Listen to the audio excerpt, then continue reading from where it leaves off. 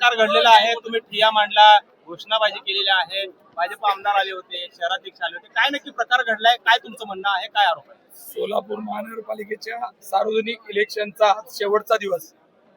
निवडणूक अधिकाऱ्यांनी सांगितलं होतं की शेवटच्या दिवशी 3 वाजेपर्यंत जोपर्यंत बी फॉर्म येणार आहे त्याचा टायमिंग सांगितला जात होता आणि त्या टायमिंग नंतर आतून दरवाजा बंद होईल तेव्हा कुणालाही आत एंट्री दिली जाणार नाही.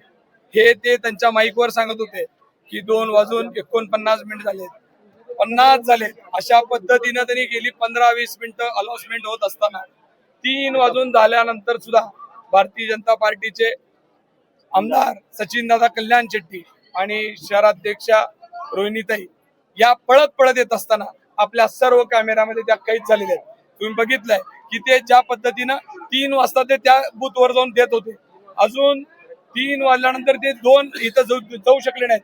4 नंबर आणि 5 नंबर मधल्या दोन्ही ठिकाणी बी फॉर्म पोचलेले नाहीत. आत्ताच आम्हाला कळालं की त्यांच्या अध्यक्षांनी आमदारांनी सांगितलं की आम्ही आमच्या उमेदवारांना बी फॉर्म पहिलाच दिलेत.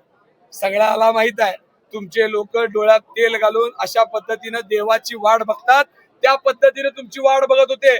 सचिन दादा तुम्ही कुणाचं नाव घेऊन आलाय, ताई कुणाचं नाव घेऊन आलाय आणि तुम्ही धडधड खोटं बोलता.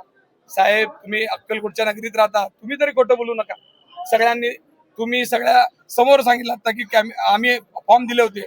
मी एवढीच विनंती करतो आतल्या आरोनी बाहेर येऊन सांगावं आणि त्यांनी दाखवावं सगळ्या फॉर्म मध्ये जर भारतीय जनता पार्टीचा एबी फॉर्म जोडला असेल तर इथून आम्ही जातो आणि जर दादागिरी करून आम्हाला जर दाबण्याचा प्रयत्न केला तर आमचा जीव गेला तरी काय हरकत नाही, आम्ही जागा सोडणार नाही. माझी विनंती आहे हे देश कायद्याने चालतंय. डॉक्टर बाबासाहेब आंबेडकरांचा शिवाजी महाराजांचा इतिहास असलेला या महाराष्ट्रात अशा पद्धतीची दादागिरी अशा पद्धतीनं शक्तीचा गैरवापर केला जाऊ नये अशी माझी विनंती. त्यांचं असं मत आहे की आमचे फॉर्म ऑलरेडी दिलेले आहेत, केवळ त्याची पोहोच घेण्यासाठी सगळ्याला माहित आहे त्यांचे कार्यकर्ते कशा पद्धतीने करत होते. तुम्ही कॅमेऱ्यावर बघितलं हो, लाईव्ह आहे. उमेदवार फॉर्म भरतानाच त्याच्यावर ते पाठवलं जातं, पण त्यांनी आम्हाला सांगितलं होतं 2 वाजेपर्यंत उमेदवारांनी यायचं आहे आणि 3 वाजेपर्यंत पक्षाच्या लोकांनी यायचं. आम्ही पण पक्षाचा प्रतिनिधी म्हणून आलोय. हे काँग्रेसचे प्रतिनिधी आले, ते उभाटाचे आले, आपले मनसेचे लोक आहेत, सगळेजण आम्ही येऊन आधी दिलो. आम्हाला माहित आहे ना आमचं जर राहिलं असतं तर तुम्ही आम्हाला दिली नसती सूट, पोलिसांना अडवं करून आम्हाला तिथंच थांबवलं असतं. पण तुमची सत्ता आहे, तुम्ही काय पाहिजे ती वल्लभी चालता, वाळलबी चालता. ही तुमच्या सत्तेचा गैरवापर करू नका. फडणवीस साहेब तुमच्या राज्यात अशा पद्धतीनं सोलापुरात सगळ्याला माहित आहे कशा पद्धतीची रोज दादागिरी चालू आहे. पोलिसांना सांगून उमेदवार पळवले जाते, पोलिसांच्या गाड्या घरला पाठवले जाते. अहो किती करणार आहात तुम्ही? आणि आता तुमच्याच चुकांमुळे असं घडल्यानंतर सुद्धा जर लोकशाही संपवणार असाल तर हे चुकीचं झालं. कोणकोणत्या प्रभावाचे फॉर्म ते कशासाठी पळत येत होते हे तरी विचारा. ते पळत येताना सगळ्या बूथ मध्ये जात असताना तुमच्या शूटिंग आहेत, सगळ्यांकडे लाईव्ह आहे. कित्येक लोकांना त्यांनी तिथं जेव्हा एबी फॉर्म दिलाय त्यावेळेस त्यांचा टायमिंग तिथं दर्ज झालाय. एबी फॉर्म द्यायची पद्धत असते. एबी फॉर्म दिल्यानंतर आरो टायमिंग लिहून देतात. उमेदवार जेव्हा नामनिर्देशन पत्र देत आहे तेव्हा त्यांनी तारीख आणि वेळ मिनिटावर लिहून देतात. मग त्यांनी त्यांचं तिथं लिहिलेलं आहे की ते त्या केंद्रात किती वाजता दिले. त्यानंतर ते पळत येताना आपण बघितलं. या ह्याच्यात जर नोंद आहे, मला माहित आहे तिथं आत कॅमेरा चालू आहे. तुम्ही फक्त या लाईव्ह शूटिंग घ्या आतली. आरोनच्या टेबलवर ज्या सरकारी कॅमेरा चालू आहे त्याची शूटिंग घ्या. माझी विनंती आहे महाराष्ट्रात सगळीकडे या सगळ्या गोष्टींचा परिणाम होत असेल. माझी विनंती आहे निवडणूक आयोग 15 तारखेपर्यंत कमीत कमी तरी कायद्याचं राज्य ठेवा. कायद्याचं राज्यच राहिलं नाही तर या लोकशाहीमध्ये कोण विश्वास ठेवणार? ज्या लोकांना अपक्ष लढायचं आहे त्यांच्या मागे कोणताही पक्ष नाही, अशा लोकांसाठी कोण उभं राहणार आहे?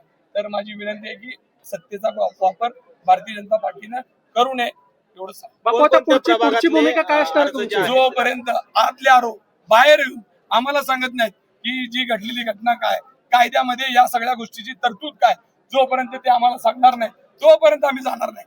रात्रीचा दिवस जाऊ दे, उद्याचा दिवस उजळू दे, आपल्या आरोंनी बाहेर यावं. त्यांचं कामकाज त्यांनी कधी वाजेपर्यंत करायचं करू दे.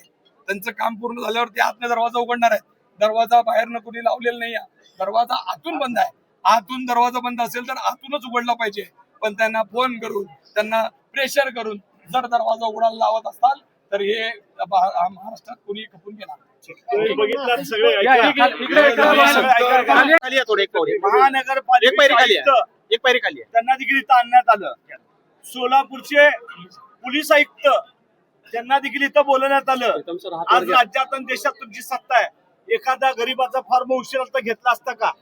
तुमच्या दोन्ही तिन्ही आमदारची भांडण, तुमच्या भांडणामध्ये तुमची यादी फायनल झाली नाही. तुम्ही 1 वाजता 2 वाजता 3 वाजता अलायन्सिंग करता. 3 वाजून 10 मिनिट, 3 वाजून 49, 3:58 सगळं 2:58, 2:49 आणि 3 वाजता हा दरवाजा बंद केलाय.